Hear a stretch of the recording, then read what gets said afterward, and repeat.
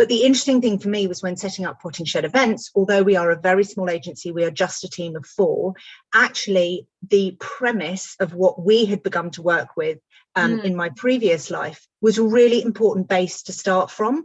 So our mental health policies are probably quite strong for a tiny agency, probably more than most people would expect. But that's because I truly believe that preventative is so much better than reaching crisis and having to find a cure. Hello and welcome to Walk the Talk, our version of a podcast where you walk if you want to, while we do the talking. So if you're up for it, plug in your earphones and listen while you take us on a walk. Use this time to move your body and nourish your mind. I'm Sarah Mayo, one of the co-founders and trainers at POINT3 Wellbeing, and I will be hosting this episode of our Walk the Talk, the next in our podcast series aimed at HR professionals, business leaders, and anyone who's interested in the mental health and well-being of people in the workplace.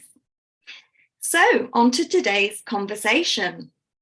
And I'm super delighted to be joined today by Julia Phillips, owner and events director at Potting Shed Events. Welcome, Julia. Thank you, Sarah. Lovely to be here. And it feels very special to be speaking to you as we come to soon celebrate our 5th year of POINT3. As you were our first ever client back in June 2018. Can you believe it? Doesn't time fly? It is quite frightening. So such a lot has happened and of course changed in that time, some of which I'm sure we will discuss today. So let's get started. Julia, please introduce yourself in your own words and share a little bit about your role and your experience, perspective around mental health and well-being of people in the workplace and why it's important to you. Thank you, Sarah. So my name is Julia Phillips. I am the founder, owner and event director at Potting Shed Events. We are a relatively new corporate event agency based in Hampshire, but working across the world. Obviously, we are a new agency, so we're less than 2 years old, and therefore the astute listeners will realise that I was working somewhere else when we first started working together. So my background context has changed quite a lot over the last 5 years, and I think that is an important note because anything I now say is done with quite a lot of change in my own life. So we started working together in 2018. 2 years later, I actually left the organisation I was working for. But when we first came across each other, I was beginning to realise that my role as a leader and manager of a medium-sized agency was more and more social rather than just professional. So I had always been quite hot on training people, on getting people up to speed with, I suppose you might call it the hardware, so making sure they had the right skill set. But actually the softer side, I had been less conscious of, far more willing. I hadn't really worked in an agency, I suppose, or for an organisation where this had been a priority. So when our paths crossed, I was really interested and wanted to be ahead of the curve and make sure that the arena that we were working in was as supportive as it could be for the people that we had working in the agency. So I suppose I came to it with a little bit of curiosity and not a huge amount of drive behind that, in the sense that there wasn't a crisis occurring. It was very preventative. You know from the work that we did together that we were very much about stabilising the team and building the team and helping support their mental well-being. So it was a pre-crisis moment. And I think that is quite important. I see a lot of posts on social media and a lot of chat now about people coming to mental health, but often, or mental health support, sorry, but often it's because they've reached a point of crisis. And I think that is a very different angle to approach it from. So I was very fortunate. When I then had a break from the industry, I actually realised I needed to invest quite heavily in my own wellness. So I spent a year out and I did some training and I did some coaching and I did some personal work as well. But the interesting thing for me was when setting up Potting Shed Events, although we are a very small agency, we are just a team of 4, actually the premise of what we had begun to work with in my previous life was a really important base to start from. So our mental health policies are probably quite strong for a tiny agency, probably more than most people would expect. But that's because I truly believe that preventative is so much better than reaching crisis and having to find a cure. Lovely. Well, that's so fascinating. I mean, I kind of know parts of that story, so it's really nice to sort of hear it all, as you've explained there. So a real journey, and it was a privilege to work with you and your team 5 years ago, and it did feel very much like sort of establishing a kind of a culture that feels like what you're very much saying and doing now, rather than it sort of necessarily being kind of mental health and well-being policies and programs. It's sort of just part of the culture now, and the way that you work, and I love that point that you make about it all being sort of preventative, and that's a big sort of message that we hope to convey with all of our work. So, I mean, I guess my first question to you, Julia, is, I mean, we've heard your personal story and professional story, but what's your view in terms of how the mental health and well-being of people in the workplace has changed in the last 5 years, if at all? So yes, I think there's positives and negatives as in every situation, and I think different organisations approach it differently. I think back to your point of culture, for me, if it is embedded in an organisation's culture, and we work with a very large technology company, and very much health and well-being is the core of their entire culture. They're a global organization, and yet for them to constantly pull back to that theme is really easy because it is so embedded. And then we also work with other organizations where they're doing it as a tick box exercise. If I'm being honest, there's a need to be seen to be doing things. And as you know, my feeling with mental health and well-being is that if you just have it as a tick box exercise, it's actually potentially worse than doing nothing at all, because you're diminishing it and just saying, having some kind of random policy that looks good on a job application or that looks good when you post about it on LinkedIn doesn't necessarily translate, because people aren't taking advantage of it because it's not truly embedded.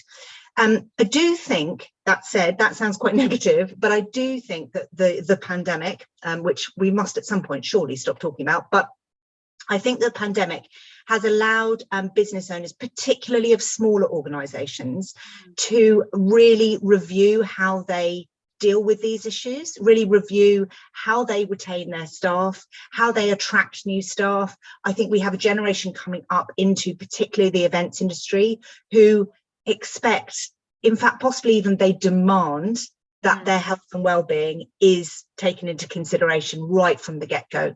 Back when I started in events, far too long ago to remember, as I'm sure you are as well, it really wasn't a thing. It was, you worked harder, you worked longer, you worked bigger, you worked better. It was almost like a badge of honor, the amount of hours you worked and how stressed you were and how many projects you delivered in a year. Like it was a very different feeling.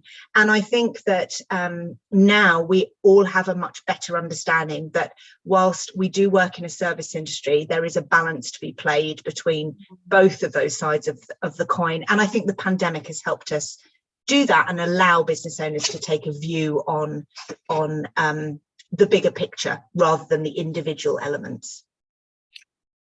So you mentioned the events industry that you work in, that we come from, and we know that the events industry is often cited one of the most stressful industries to work in the surveys, commonly in kind of 5th or 6th place behind the military and the emergency services. So we know that. Has this changed? Has it got even more stressful?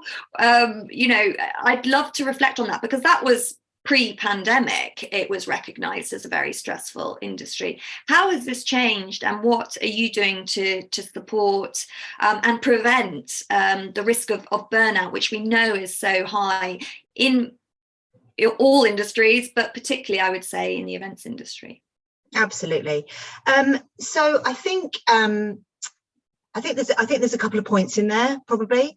I think the first thing is that events are always going to be stressful, and much though we'd like to say, we can reduce it and we can manage it, and let's aim to get that number down. Let's at least get into the top 20 rather than the top 10 of a career. I think the fact that we work to so many deadlines, the fact that we are a service-based, I think we can't change the fabric of that. I think that will be if it does change, that's a generational change. That's not an immediate change.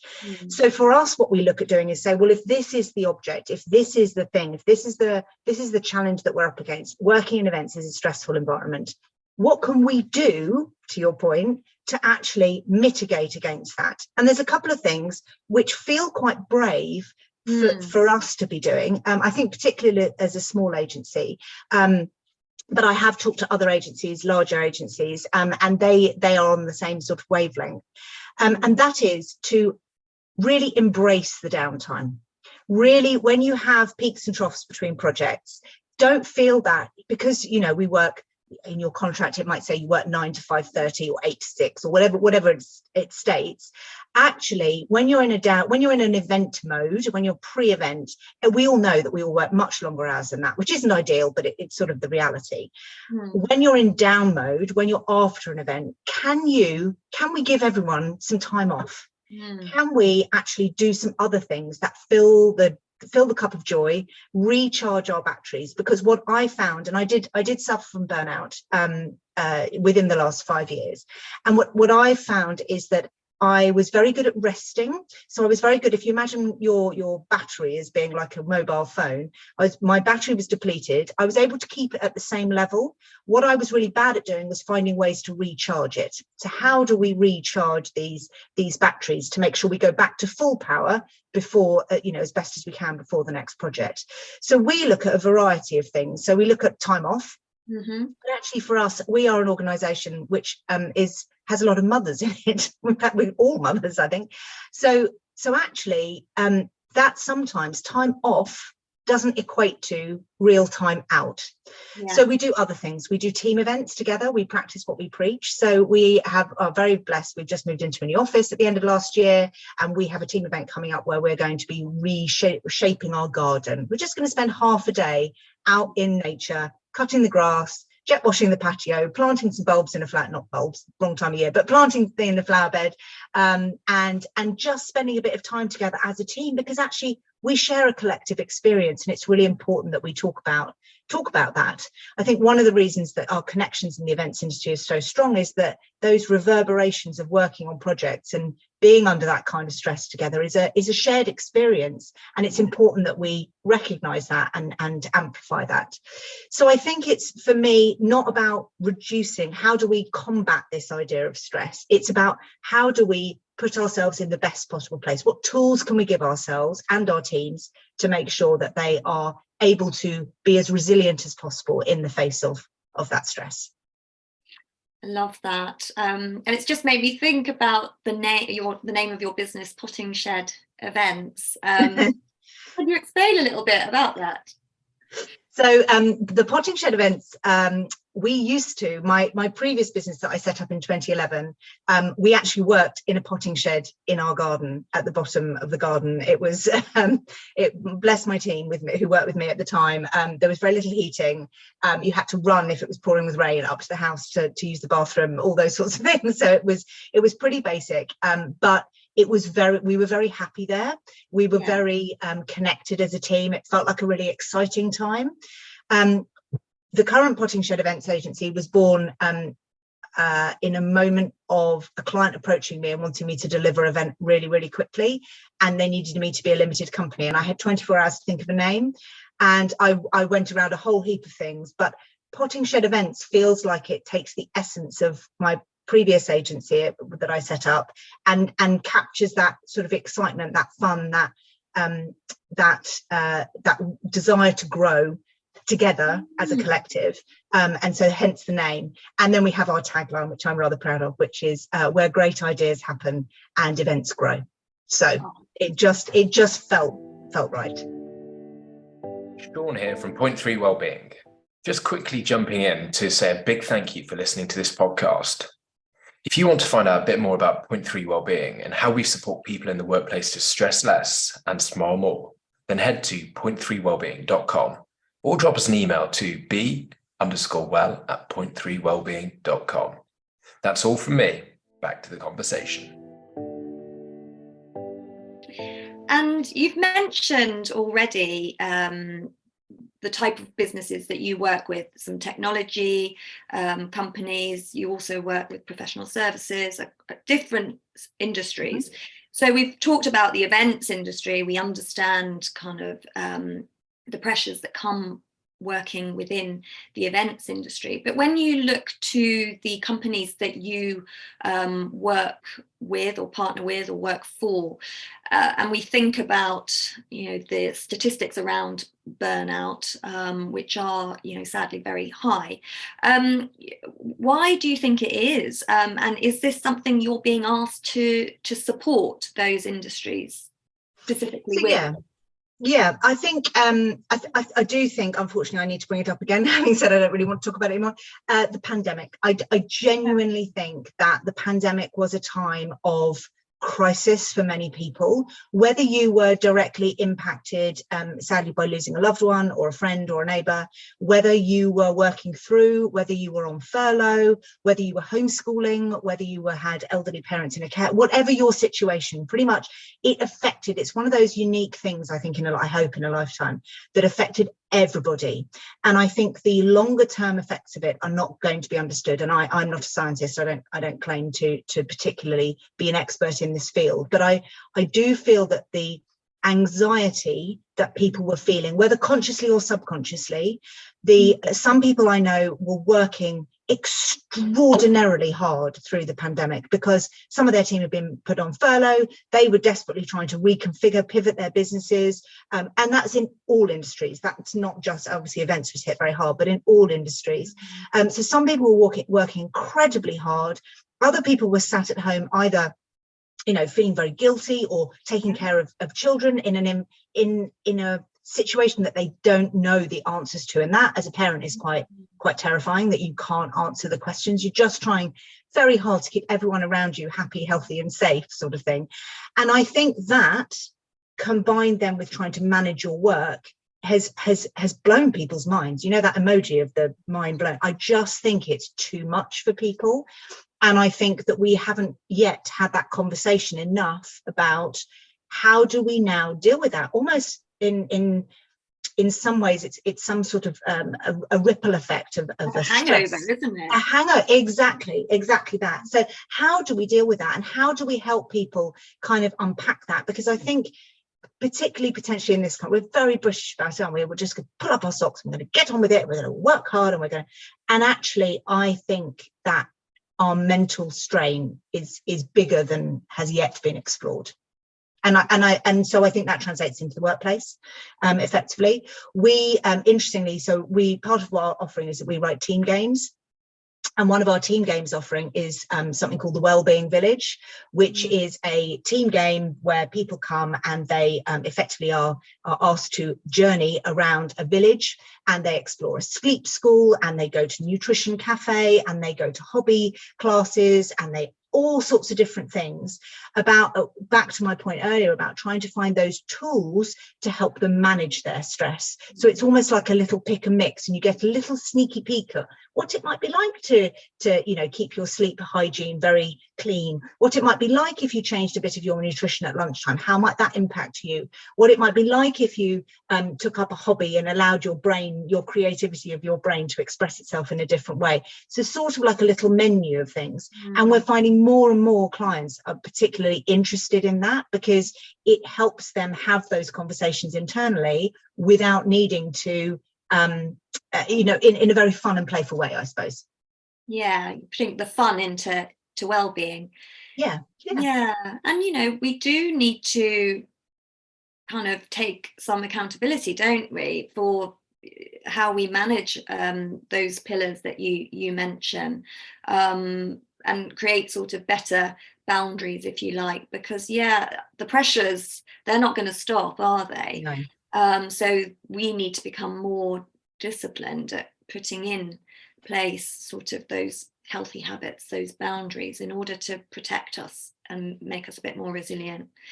You alluded to it earlier in terms of the future generation are going to demand, that their mental well-being and work-life balance is a sort of a priority wherever they go. We have all heard about the Great Resignation. Again, there's many different names for it, but that was very much at the heart of that, wasn't it? That particularly people are seeking that flexibility now and greater balance between work and life. So the sort of the employee, if you like, has more power in terms of demanding those kind of benefits.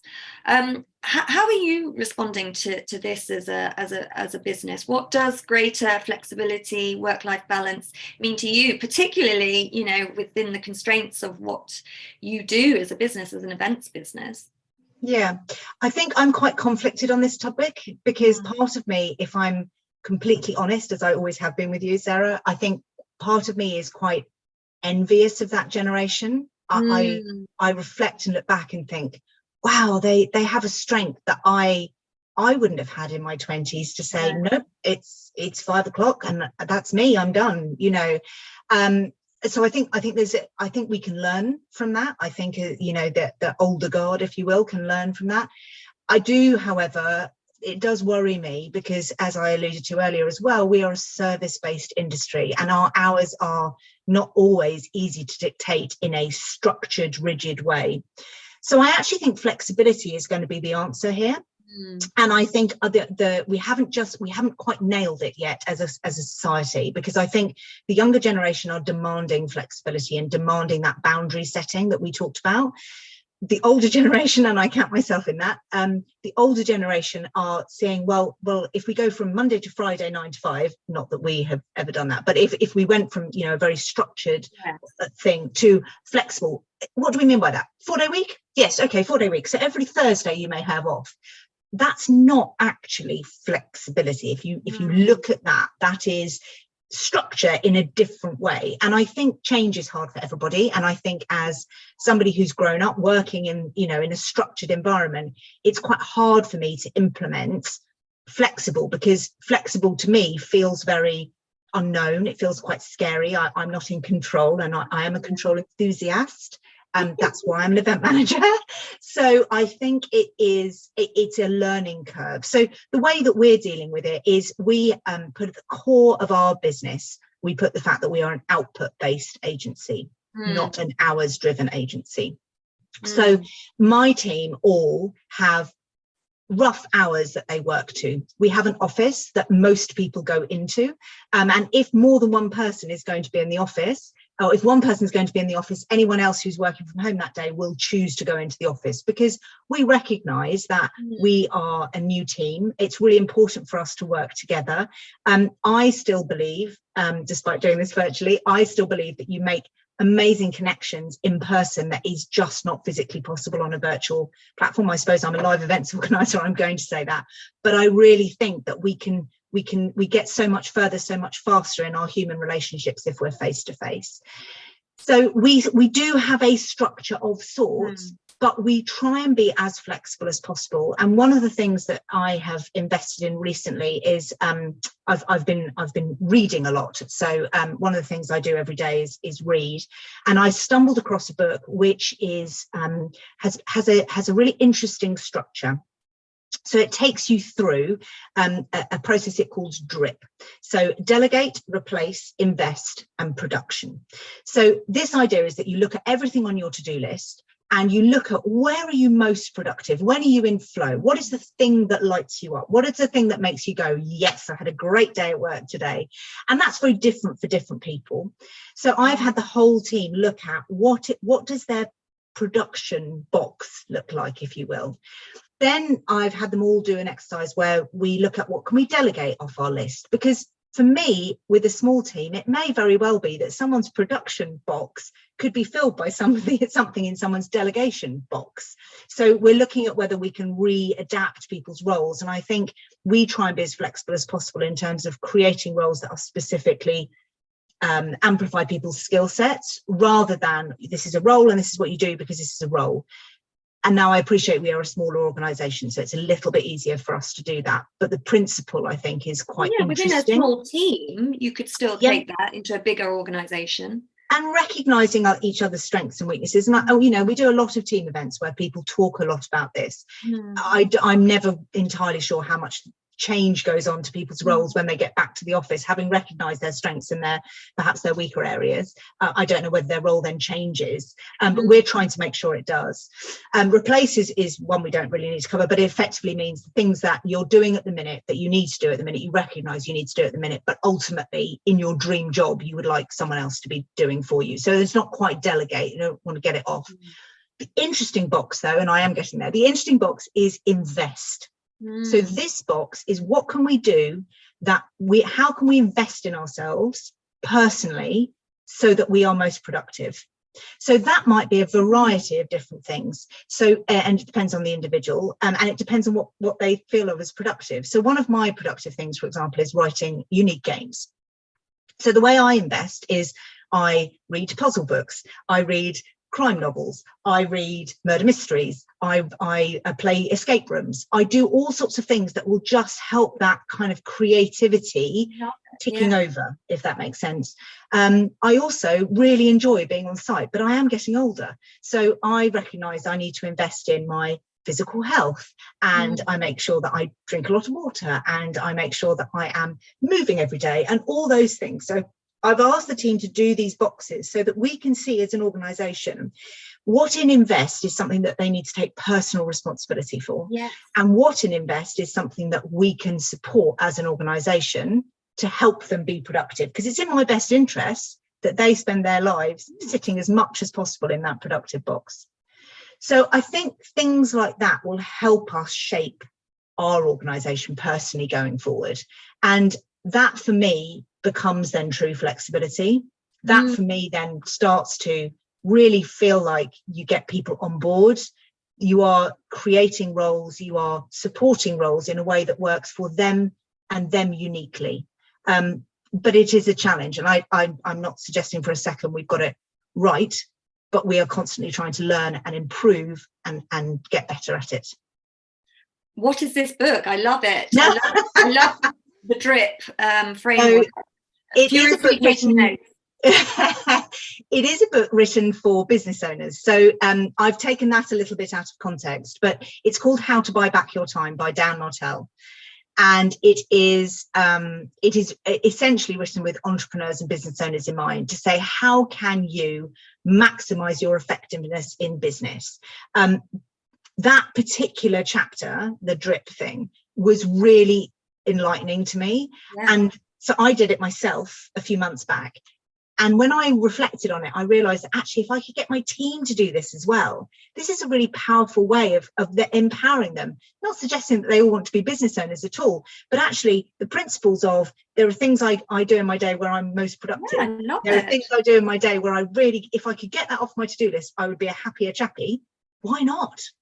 Why not? So that's why I've rolled it out. But the book I highly recommend to anyone to have a read of it. I think it's an audiobook as well, if that's your preferred method of absorbing content. Brilliant. Well, we'll put it in the show notes, folks. Thank you. And I'm not on commission, so and what about other sort of themes, topics, and types of support are your team asking for, Julia? So generally speaking, we are of a generation.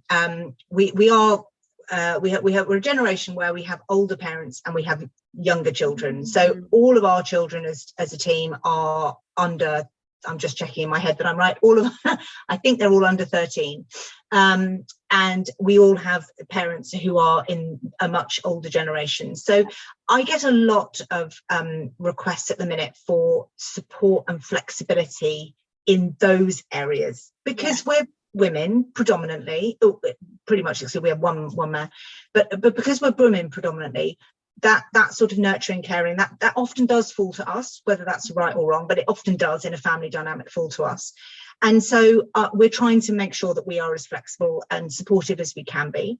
We work with a great parenting expert. I'm going to do a little plug for her here, called Dr. Mary Han. And Dr. Mary Han has an incredible podcast called How Not to Screw Up Your Kids. And it's brilliant. But she also runs a membership. And so we as a company have invested, and all of our team have access to her membership at any time, where you can ask live questions. She's a child psychiatrist. She is incredible at working with children in crisis, but her messaging is changing to this prevention messaging. And my team all say, and I've got a team member who's got a 1-year-old, but they all say this is a great resource that they have access to. We've signed up to the Menopause Pledge, so we are aware that we are all getting there or thereabouts. So we're looking to support and understand that better, because that as an employer can be really scary. You know, some of the symptoms are brain fog. I mean, I don't really need my team members to have brain fog. So we're trying to understand how we can manage, how we can support. We've got a system in place where we have some extra checks just for a couple of people who sometimes feel they're a bit wobbly in that area. And we have people who have elderly parents who, you know, potentially at moments have a crisis moment, at which point we are all very ready to step in and support. So again, creating that team culture, I think, where we understand, we're very open about what's going on in our lives, so that we're able to step in and support and understand that it's a temporary thing. It's not a permanent solution. Lovely. So we are sort of nearing the end of our conversation.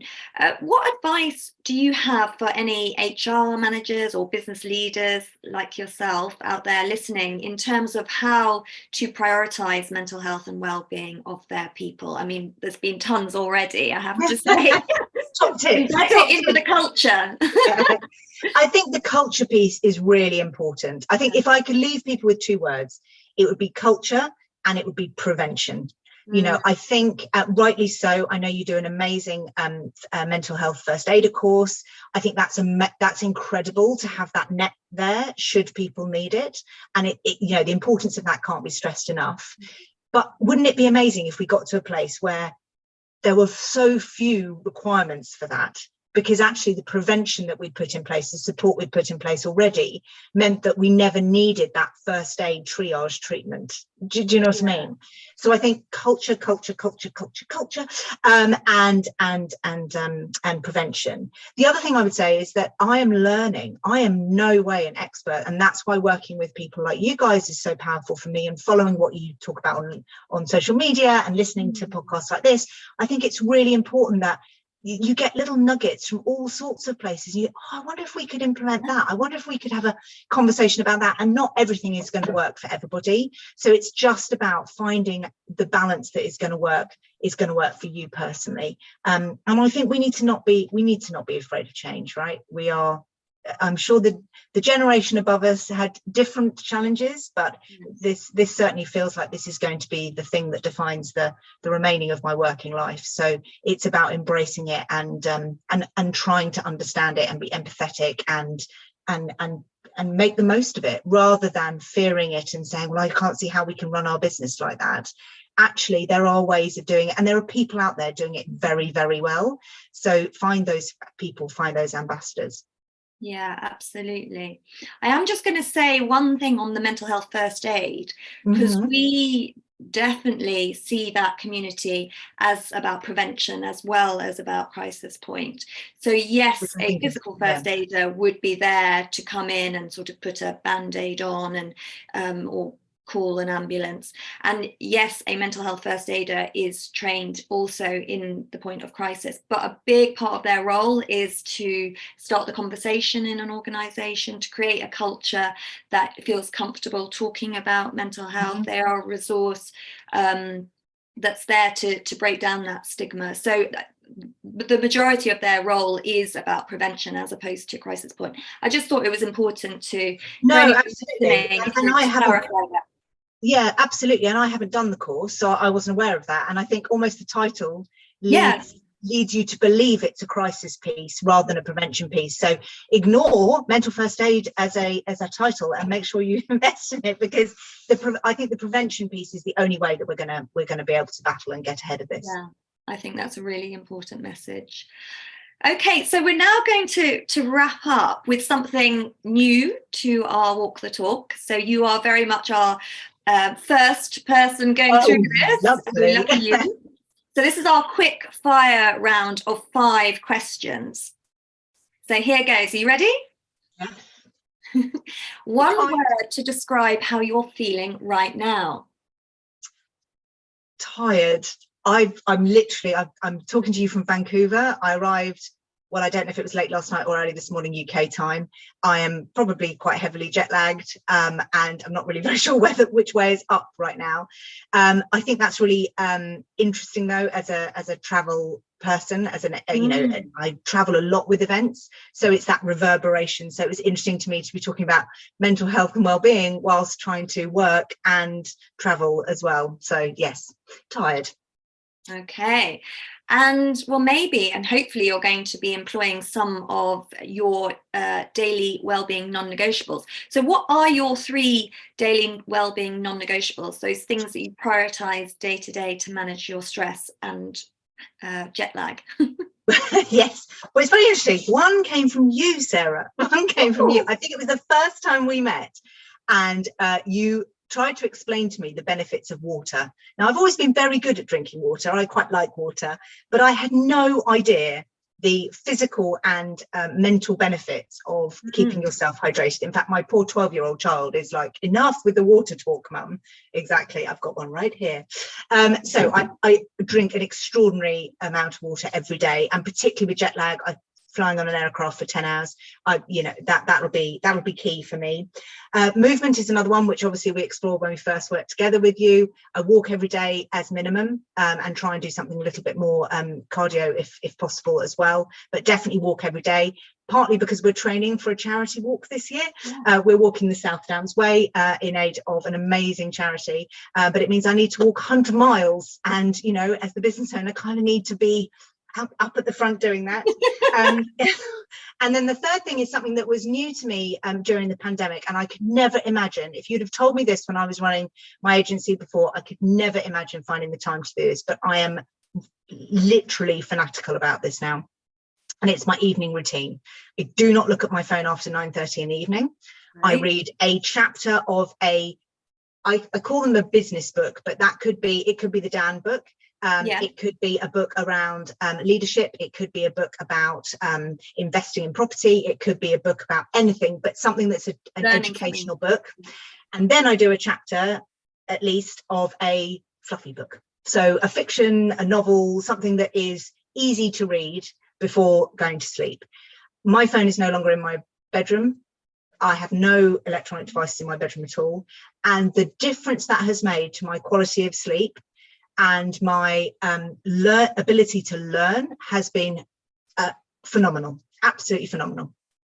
You're like a model student. Yeah, it took me 5 years, Sarah. I mean, I've only been doing that for 6 months, I guess, but it's been amazing. That's brilliant, very inspiring.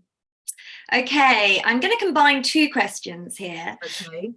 Best and worst bit of leadership advice you've ever received? So let's start with the worst, and I alluded to it a little bit earlier. My first ever manager essentially told me that in order to achieve, I needed to work longer, harder, faster, better than anybody else. I needed to put my hand up for everything. It was very much like you were at school, like, I need to be in that club and I want to do that, and yes, I'm happy to do that, and volunteer for everything. And that is the biggest misnomer, absolute biggest misnomer. As a leader, you do not need to work harder, longer, faster. In fact, my team are really good now at calling me out on that and saying they understand that the way that I work and what I do is different. So I don't need to be doing what they're doing 100 times better, faster, etc., etc. So that would be the worst for sure. And the best, which was the hardest to hear, was surround yourself with people who are better than you. Yeah, I love that one. Yeah. I think it can be quite hard. Many of us battle with imposter syndrome, many of us battle with insecurities. It can be very difficult to employ someone who you can see is better than you at certain things. But if you do that, your business will grow phenomenally. Yeah, it's very vulnerable to do that. Mm-hmm. But yes, Yeah. very smart. Okay, and then final question then, what would your leadership book be entitled? That's quite easy actually for me. I am writing it. It's a book called The Accidental Entrepreneur. Love it. And Yes. when can we expect to be able to buy this book, Julia? Oh, don't put a deadline on me. Don't put a deadline. I'm hoping, I have some interest from a publishing company. So I'm hoping maybe that we'll get some more dates by the end of this year, but certainly within the next 18 months, you should be able to grab your copy. Wow, very exciting. Well, I can't wait to read that.